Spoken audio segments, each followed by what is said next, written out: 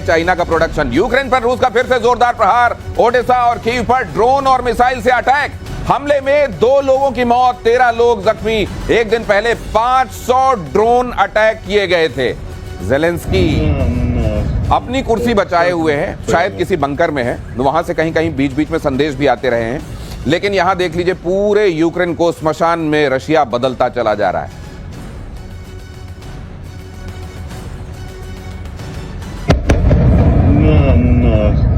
Оце влупило.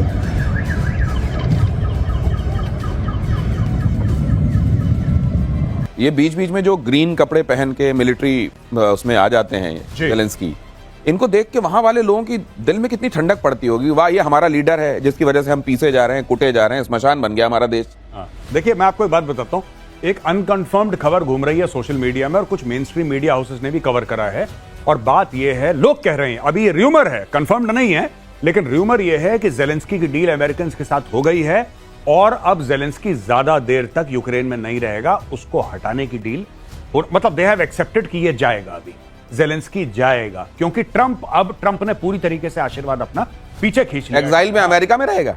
अब ये पता नहीं कहां पे रहेगा, लेकिन ये रहेगा कहीं ना कहीं। ये यूक्रेन में तो नहीं रहेगा, क्योंकि अब यूक्रेन के लोग इसको टांग देंगे। बॉस देख लेना, यूक्रेन के लोग इसको टांगेंगे। क्योंकि देखिए ना आप, चलिए रशिया ने आपको इन्वेड करा, ये बात तय हो गई कि 2022 में रशिया घुस आया, फरवरी 24 I think is the date. चलो रशिया घुस आया, रशिया ने गलत करा, नहीं करना चाहिए था, जो भी प्रोवोकेशन थे। उसके बाद आपने क्या करा?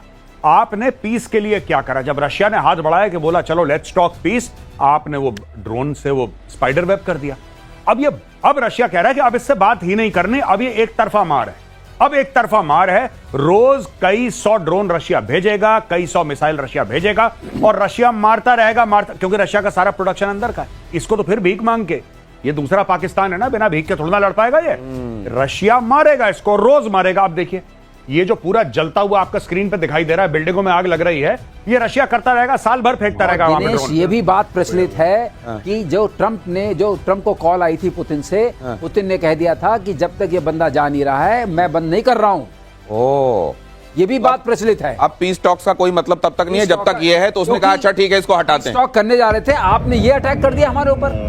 तो ये तो बहुत बड़ी खबर है अगर ऐसा होने वाला है तो। लेकिन कब तक ये सरफेस होता है, इस पर निगाह रहेगी। और भारत के ब्रह्मोस से पाकिस्तान में दहशत की खबर देख लीजिए।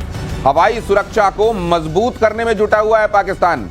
जर्मनी और इटली से एडीएस लेने पर कर रहा है विचार। पाकिस्तान की नजर जर्मनी के IRIS-T और इटली के CAMMER, ये क्या है ये सर बताएंगे आपको। इसको पढ़ना कैसे चाहिए ये भी सर आपको CAMMER पढ़ना चाहिए क्या। ऑपरेशन सिंदूर में चीन के बने एडीएस ब्रह्मोस के सामने हुए थे फेल। चाइनीज HQ-9B, HQ-16 ये एडीएस थे जिनको सिटिंग डक बना दिया था भारत ने। ब्रह्मोस को रोकने में नाकाम साबित हुए। ये ब्रह्मोस के अटैक से पाकिस्तान के कई एयरबेस तबाह। लेकिन अब मुझको लग रहा है इनको ये नहीं मालूम कि एडीएस तो ले लेंगे ये, लेकिन बंदा तो वही रहेगा जो चला रहा है, दिमाग तो वही रहेगा जो ऑपरेट कर रहा है। पूछा ना IRIS-T SLM, तो आइरिस है इंफ्रारेड इमेजिंग सिस्टम। अच्छा, T थ्रस्ट वेक्टरिंग, ठीक है। SLM is surface launch missile.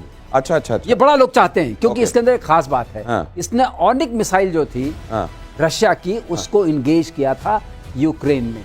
तो लोगों में इसकी बड़ी चर्चा है और इसको लिया जा रहा है ब्रह्मोस के डर से। अब आप समझ गए, ब्रह्मोस का डर इतना हो गया है, IRIS-T तो इनको भरोसा है शायद कर पाएगा। इससे एक बात और निकलती है, इसका मतलब चाइनीज माल पर बिल्कुल भरोसा नहीं। ये बात तो समझ में आ गई। और एक और चीज sir, with your permission I would like to add, Chinese माल पे भरोसा नहीं है, पहली चीज। और दूसरी चीज, ये भारत के लिए बड़ी अच्छी खबर है, क्योंकि जब आप यूरोपियन देशों से लेंगे आपको डॉलर लेने पड़ेंगे और फिर कहीं से देने पड़ेंगे उनको, क्योंकि वो मुफ्त में आपको देंगे नहीं, जैसे चाइनीज लोन पे दे देते हैं ना, कम से कम मुफ्त में तो नहीं। तो अब पाकिस्तान के ऊपर और लोड बढ़ेगा। पाकिस्तानियों जाओ, अरबों दर अरबों, कई 100 अरब के हथियार खरीदो। That is what we want. क्योंकि देखिए, एक चाणक्य ने बोला था बहुत पहले, मैं वो एग्जैक्ट संस्कृत श्लोक भूल गया हूं। चाणक्य ने एक लिखा था अर्थशास्त्र में, from the strength of the tragedy the army is born. Chanakya ने बोला फ्रॉम द स्ट्रेंथ ऑफ, आपकी इकोनॉमी जितनी मजबूत होगी आपकी फौजें उतनी मजबूत होंगी। पाकिस्तान की इकोनॉमी इज ब्रोकन, उसकी फौज मजबूत हो ही नहीं सकती।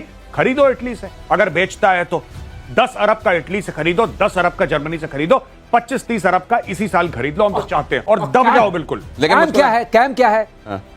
कैम है common anti air modular missile. अच्छा, ये कैम क्या है। करती है? ये कैम एक्सटेंडेड रेंज। अच्छा। ये वही काम, वही डर, आइरिस वाला। आइरिस वाला। अच्छा। कि हमें ये मिल जाए तो हम, लेकिन मैं आपको एक चीज बता दूं, हाँ।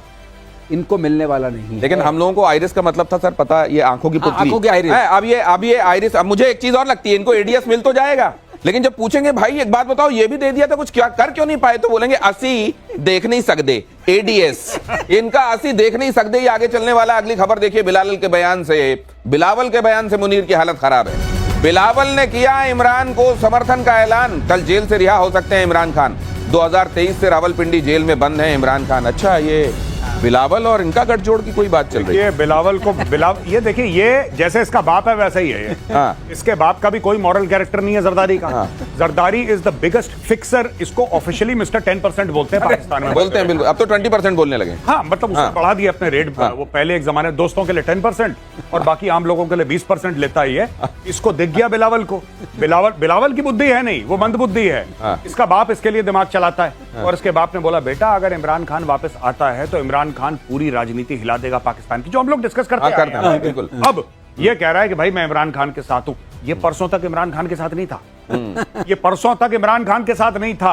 आज ये इमरान खान के साथ है। वही डर है इमरान खान का जो ब्रह्मोस का है ना, कि 50-50 कोस दूर माँ बच्चे से कहती है बेटा सो जा वरना ब्रह्मोस आ जाएगा। ये वही है कि सो जा वरना इमरान खान आ जाएगा। अब इमरान खान आ गया तो ये कह रहा है अरे इमरान खान मेरे भाई, मैं तो इतने सालों से तुम्हारे लिए पलकें बिछाए बैठा था, कहाँ हो मेरे भाई, आ जाओ।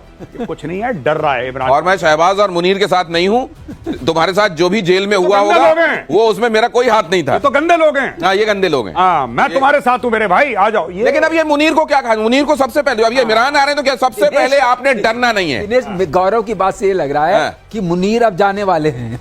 उनको जो तमगा पहनाना था अभी तो बेचारे, अभी तो उनका वो टाइम भी, मेहंदी भी नहीं सूखी है फील्ड मार्शल वाली, और इतनी जल्दी विदाई। मैं कह रहा हूं कि मुनीर जाए ना जाए, शहबाज शरीफ के दिन कम है, क्योंकि पाकिस्तान में आर्मी चीफ नहीं जाते। आर्मी चीफ, पाकिस्तान टूट जाए, आर्मी चीफ नहीं टूटता कभी पाकिस्तान। और ही इज द, जो आसिम मुनीर है वो तो अब उसने, देखिए जो बंदा खुद का प्रमोशन कर ले वो का हल्का शहबाज शरीफ, ये सुन लीजिए, और पाकिस्तान आप लोग ध्यान से सुन लीजिए कि शहबाज शरीफ के दिन कम लग रहे हैं, ये बड़ी बात है। मेजर गौरव आर यहाँ कहते हैं और 10-15 दिनों में वो होता हुआ दिखाई देता है। आज नोट करके रख लीजिए। ट्रंप और मस्क को जान से मारने की धमकी। अगली खबर देखिए, अरब के कई नेताओं को जान से मारने की धमकी। अलकायदा के सरगना साद अल अवलाकी, एक नया नाम सुनिए, साद अल अवलाकी की धमकी। अमेरिका के उपराष्ट्रपति और विदेश मंत्री को भी मारने की धमकी।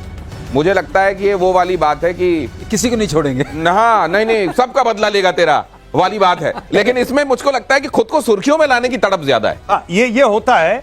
देखिए, ये मार्गरेट थैचर जो थी प्राइम मिनिस्टर ब्रिटेन की एक जमाने में, उन्होंने बोला था कि अगर टेलीविजन को अगर आपने आतंकवाद को रोकना है तो सबसे पहले टेलीविजन के कैमरा हटा दीजिए।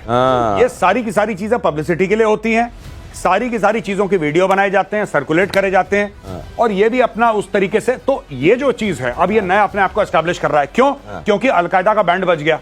अलकायदा में जब से ओसामा को मारा है और अल जवेरी को खत्म, मतलब al Zawahiri has been neutralised effectively, तो अब ये लोग क्या कर रहे हैं? अब ये लोग ये कर रहे हैं कि एक नया लीडर फिर से जन्म लेगा, और उस लीडर को चाहिए पब्लिसिटी। पब्लिसिटी के साथ मैं ट्रंप को मार दूंगा, मैं इसको मार दूंगा, मैं इसको मार दूंगा। जाहिर सी बात है, जब अल कायदा नीचे लिखेगा अपने नाम के और बोलेगा मैं इतने लीडर्स को मार दूंगा, तो दुनिया भर के फिर वो सुर्खियां बनेगा। That is what he is trying. लेकिन ये एक बात ऐड कर दूं, इसके ऊपर 6 मिलियन का वो है। हाँ, इसके ऊपर सर बाउंटी है 6 मिलियन की। 6 मिलियन की बाउंटी है। United states justice rewards for justice.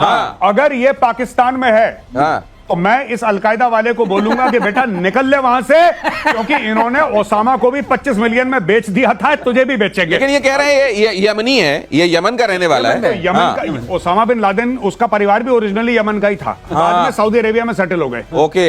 Osama bin Laden जो सऊदी अरब सिटीजन था, originally he was from Yemen. Okay. उसका बाप दादा यमन के थे। तो अगर एबटाबाद 2 नहीं होना है तो निकल लो जल्दी से, कहा जा रहा है। पाकिस्तान से निकल लो, ये किसी के सगे नहीं है, तुम्हें भी बेच देंगे।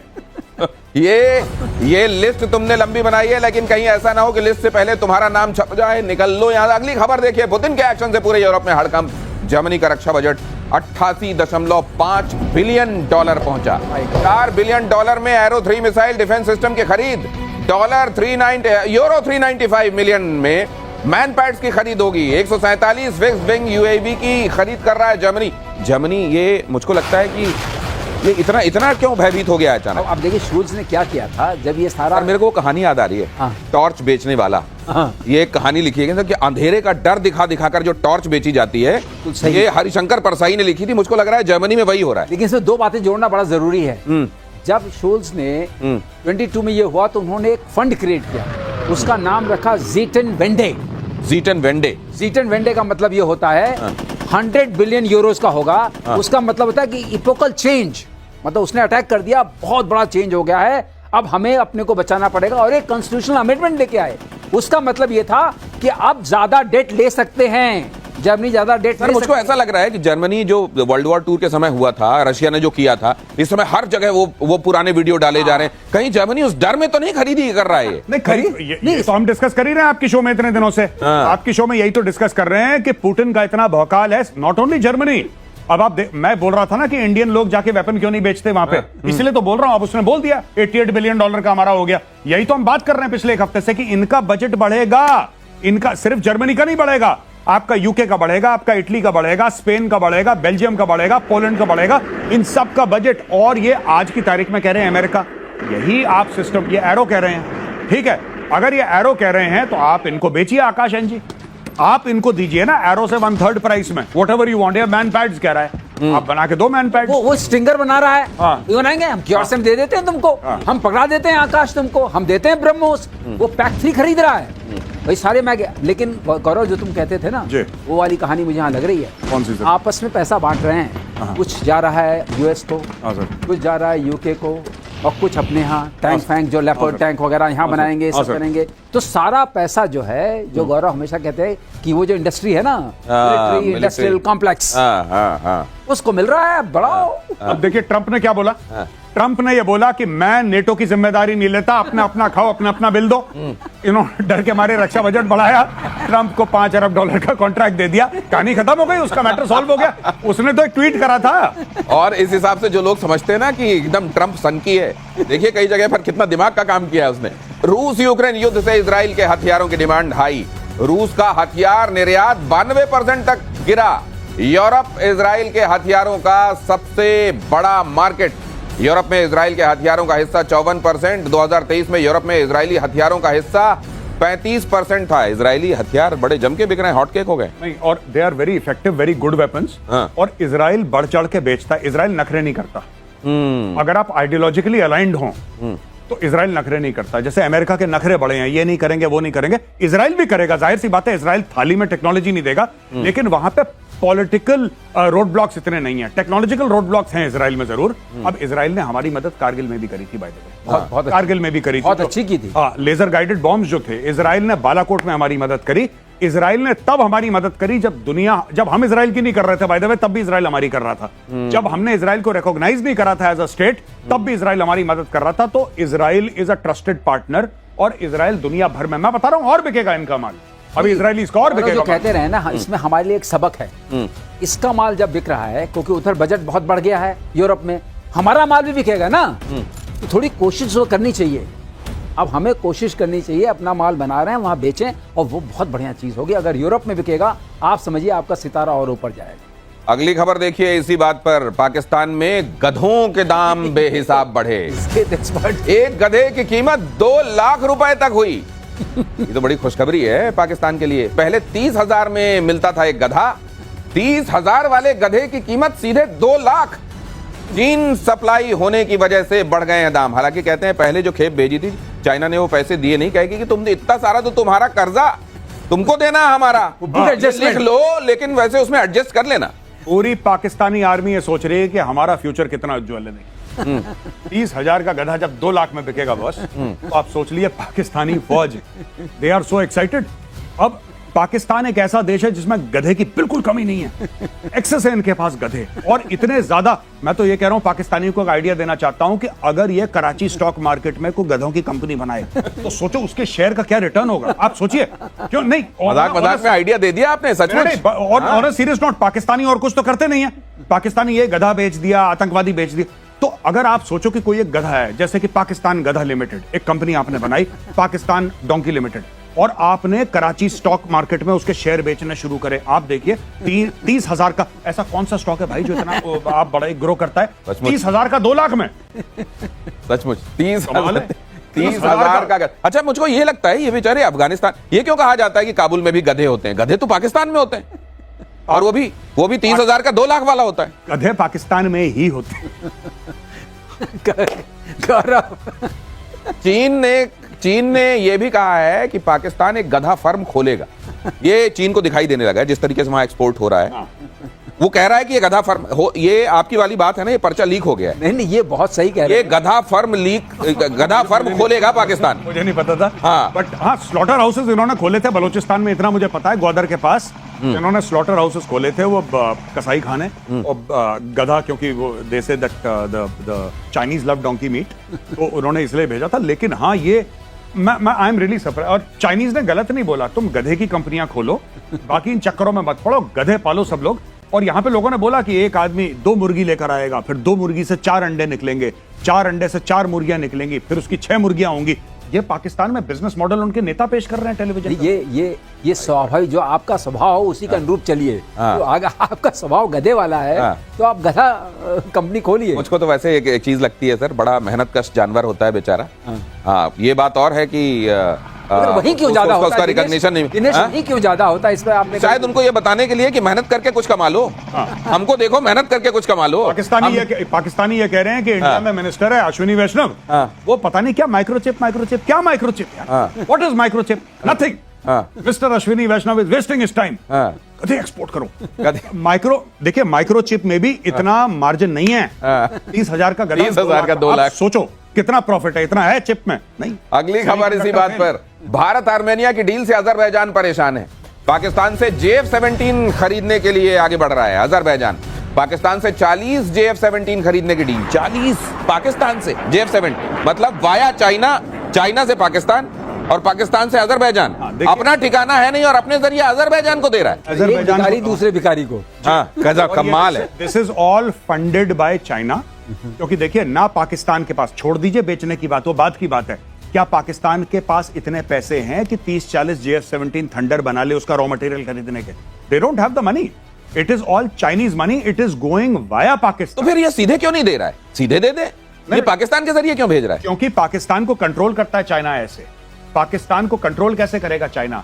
इसको सॉफ्ट लोन देके, इसको हार्ड लोन देके, इसको ये करके वो करके चाइना पाकिस्तान इकोनॉमिक कॉरिडोर, ये तरीका है। उसमें एक और पेंच है। पेंच ये है कि अजरबैजान के पास रशियन इक्विपमेंट होता है, तो चाइना अगर खुद दे देगा तो रशिया के साथ थोड़ा सा मतभेद होगा। वैसे मुझको नहीं लगता कि रशिया और चाइना की बहुत अच्छी पट रही है कोई, इसीलिए टाइम बीइंग जरूर वो उसके खिलाफ नहीं बोल रहा। एक चीज बताएं आपको, रशिया की जरूरत चाइना को बहुत ज्यादा है।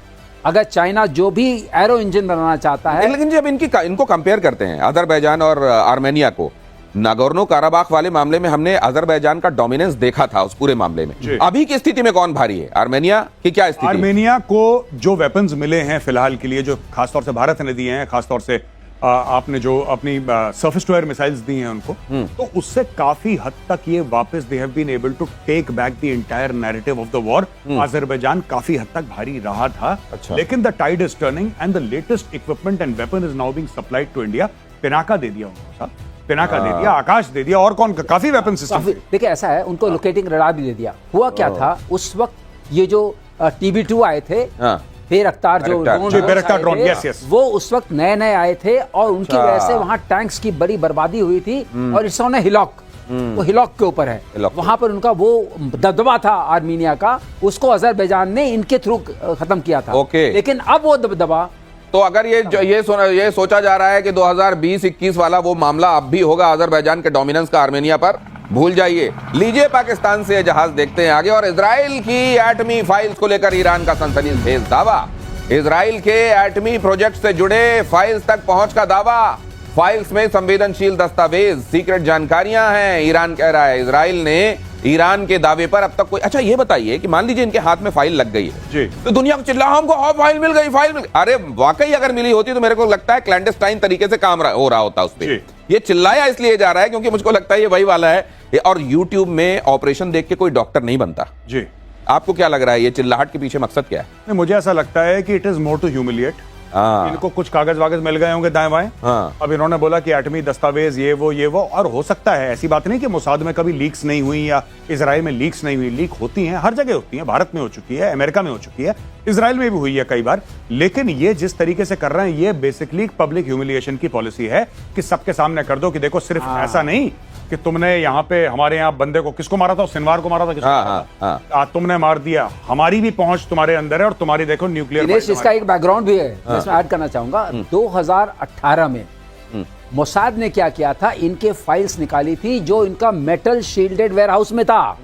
7 घंटे के ऑपरेशन में लेके आए थे। उस जगह का नाम है भूला, शोराबाद करके वो जगह थी, वहां से इन्होंने निकाला था। और वो दिखा रहे हैं कि अगर तुम निकाल सकते हो तो हम भी कर सकते हैं, हम भी कर सकते हैं। ये पड़ी पढ़ाई है। उस वक्त वो ले गए थे 50,000 पेज ले गए थे, 163 सीडीज ले गए थे, जिसमें लिखा था कि ये कैसे बनाने वाले हैं अपने, से कहते हैं ना मिसाइल नहीं बनाए।